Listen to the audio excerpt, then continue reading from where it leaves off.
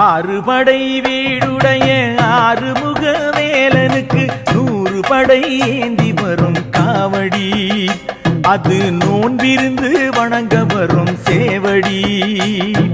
தையில் ஒரு பூசமுண்டு, தமிழ் கடவுள் நேசமுண்டு, பைய பைய நடந்து வரும் காவடி, அது பாலெடுத்து பணிய வரும் காவடி.